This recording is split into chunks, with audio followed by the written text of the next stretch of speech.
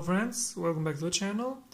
Hidden within the pages of a mysterious book first published in the 20th century lies a timeless teaching that has shaped the way seekers, philosophers and mystics understand reality itself.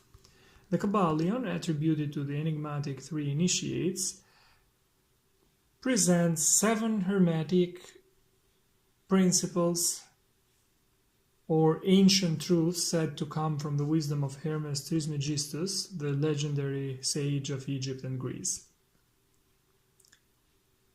These principles, mentalism, correspondence, vibration, polarity, rhythm, cause and effect, and gender, describe the unseen laws that govern the universe, the mind, and the spirit.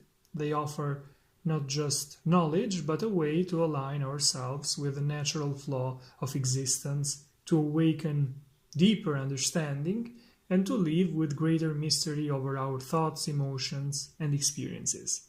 In this video, we will go through each of the 7 Hermetic principles, exploring their meaning and discovering how they can still guide us today, more than a century after they were revealed to the modern world. Let's get started.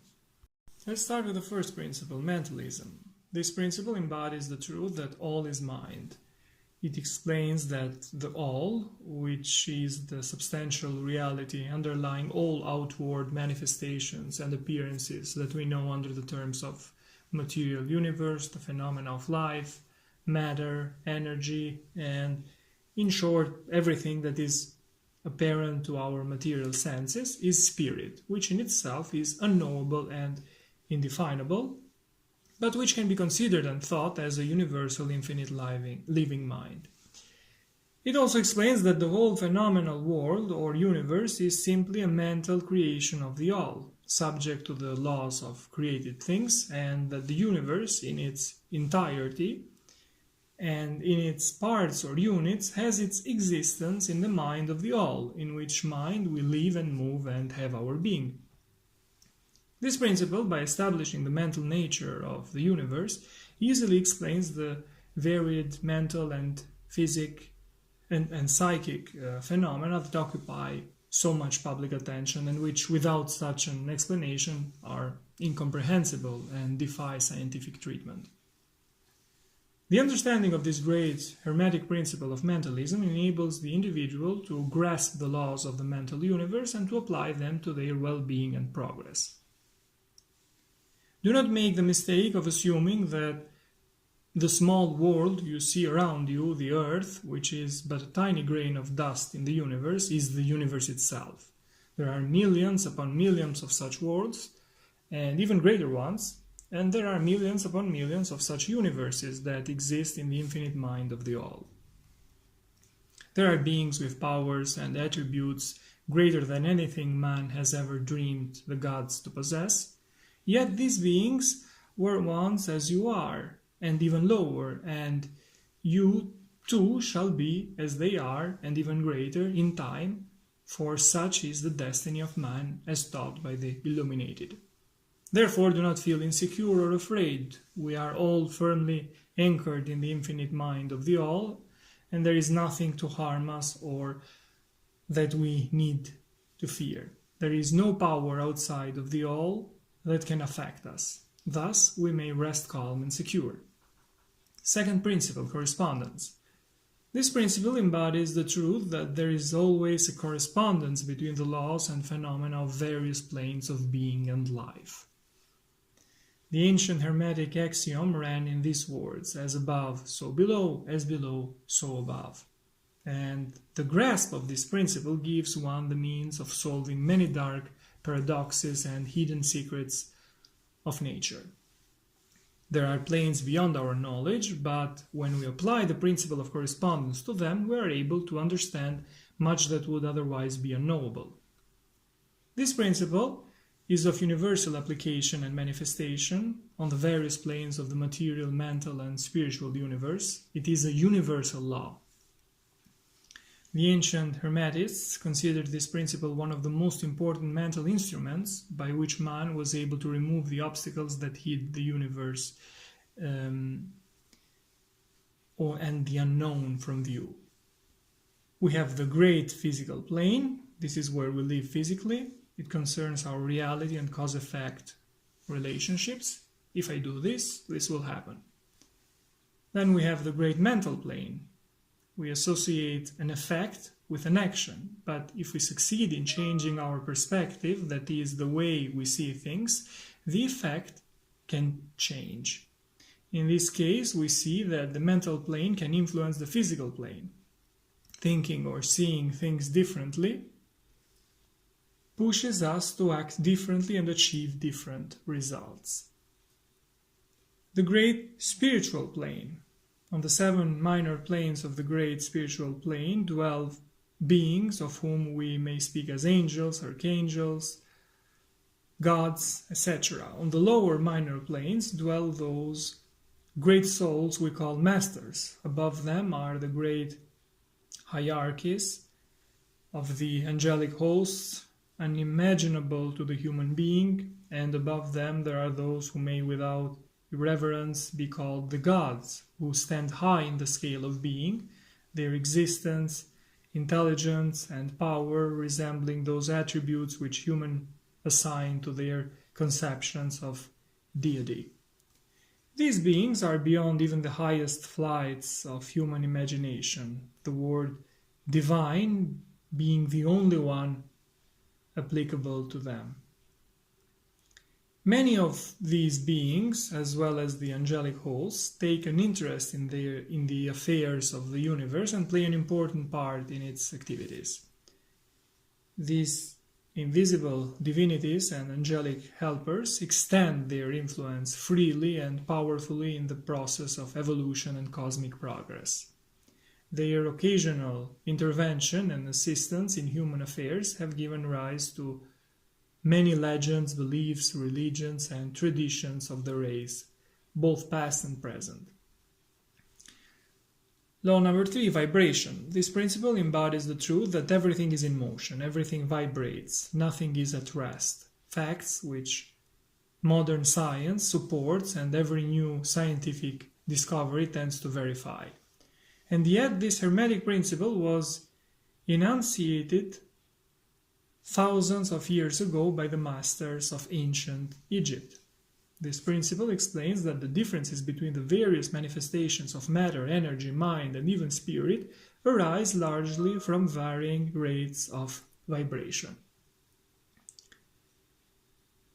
From the all, which is pure spirit, down to the grossest form of matter, everything is in vibration. The higher the vibration, the higher the position on the scale. The vibration of spirit is at such an infinite rate of intensity and rapidity that it is practically at rest, just as a rapidly moving wheel appears motionless. At the other end of the scale, there are forms of matter whose vibrations are so low that they seem to be at rest. Between these poles are millions and millions of different degrees of vibration. From the electron, atom and molecule up to worlds and universes, everything is in vibratory motion.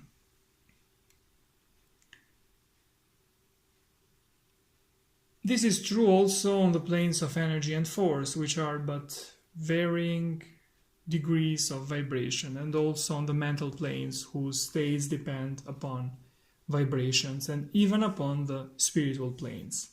The understanding of this principle with appropriate formulas enables Hermetic students to control their own mental vibration as well as those of others. The masters apply this principle also to the mastery of natural phenomena in various ways. The manifestation of thought, emotion, reason, will, or condition is always accompanied by vibrations, part of which are projected outward and tend to influence the minds of others by induction. This is the principle that produces phenomena such as telepathy, mental influence, and other forms of action and power of mind over mind. Polarity. This principle embodies the truth that everything is dual, everything has poles, everything has its pair of opposites. It explains the old paradoxes that have puzzled so many, which were expressed as follows. Thesis and antithesis are identical in nature, but different in degree. Opposites are the same, differing only in degree. The pairs of opposites may be reconciled. Extremes meet. Everything is and isn't at the same time. All truths are but half-truths. Every truth is half false. There are two sides to everything. It explains that in everything there are two poles, or opposite aspects, and that the so-called opposites are really only the two extremes of the same thing, with many varying degrees between them. For example, heat and cold, though opposites, are really the same thing. The differences consist only of degrees of the same phenomenon. Look at your thermometer and see if you can discover where heat ends and cold begins. The two terms heat and cold simply indicate varying degrees of the same thing, and the same thing which manifests as heat and cold is merely a form, variety, and rate of vibration. Thus, heat and cold are simply the two poles of what we call temperature, and the phenomena resulting therefrom are manifestations of the principle of polarity. The same principle manifests in the case of light and darkness, which are the same thing, the difference consisting of varying degrees between the two poles of the phenomenon. Where does darkness end and light begin? The same with large and small, hard and soft, black and white, noise and silence, high and low, positive and negative. The principle of polarity explains these paradoxes. Thus, the art of polarization becomes a phase of the mental alchemy known and practiced by ancient and modern Hermetic masters.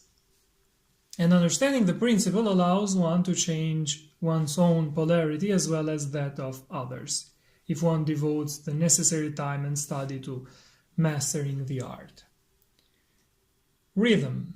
This principle embodies the truth that in everything there is a measured motion, backward and forward, a flow and inflow, a swing to and from. A pendulum-like movement, a tide, ebb and flow, rise and fall. This is true between the two poles that exist in accordance with the principle of polarity just described. There is always an action and a reaction, an advance and a retreat, a rising and a sinking. This is seen in the affairs of the universe, of planets, of worlds, of man, of animals, of mind, energy and matter. This law manifests in the creation and destruction of worlds, in the rise and fall of nations, in the life of all things, and finally, in the mental states of man. And it is with this last that Hermetists find the understanding of the principle most important. The Hermetists have grasped this principle, finding its universal application, and have also discovered certain means to overcome its effect upon themselves by the use of formulas and methods. They apply the mental law of neutralization. They cannot eliminate the principle or cause it to cease its operation, but they have learned how to escape its effects upon themselves to a certain degree, depending upon their mastery of the principle. They have learned how to use it instead of being used by it. In this and similar methods consists the art of the Hermetists. The Hermetic master polarizes himself at the point where he desires to rest and then neutralizes the rhythmic swing of the pendulum, which would tend to carry him to the other pole. All individuals who have attained any degree of self-mastery do this to some extent, more or less unconsciously, but the master does it consciously, and by the use of his will, and thus attains a degree of poise and mental firmness almost unbelievable by the masses, who are swung backward and forward like a pendulum. This principle and that of polarity have been closely studied by Hermetics, and the methods of counteracting, neutralizing, and using them form an important part of Hermetic mental alchemy. Principle of cause and effect. This principle embodies the fact that there is a cause for every effect, an effect for every cause. It explains that everything happens according to law, that nothing ever merely happens, that there is no such thing as chance, and that while there are various planes of cause and effect, the higher dominating the lower planes, nothing ever escapes the law entirely. The Hermetics understand the art and methods of rising above the ordinary plane of cause and effect, and by mentally rising to a higher plane, they become causes instead of effects. The masses of people are carried along, obedient to their environment, to the wills and desires of others stronger than themselves, to heredity, to suggestion, and to other outward causes. The principle of gender. This principle explains that gender is in everything. The masculine and feminine principles are ever at work. This is true not only on the physical plane, but also on the mental and even on the spiritual planes. On the physical plane, the principle manifests as sex. On the higher planes, it takes higher forms, but the principle is ever the same. No creation, physical, mental, or spiritual, is possible without this principle. The understanding of its laws will throw light on many subjects that have perplexed the minds of man. The principle of gender works ever in the direction of generation, regeneration, and creation. Everything and every person contains the two elements of, or the two principles within it. If you would understand the philosophy of mental and spiritual creation, generation, and regeneration, you must study this Hermetic principle. It contains the solution to many mysteries of life. The role of the masculine principle seems to be that of directing a certain inherent energy toward feminine principle and thus initiating the creative processes. But it is the feminine principle that always does the active creative work, and this is true on all planes. Observe strong individuals, how they succeed in implanting their thoughts in the minds of the masses, thus inducing the latter to think thoughts in accordance with the desires and wills of the strong individuals. These were my notes on the 7 Hermetic principles. They describe the unseen laws that govern the universe, the mind, and the spirit. Thanks for watching. See you in the next videos. Take care.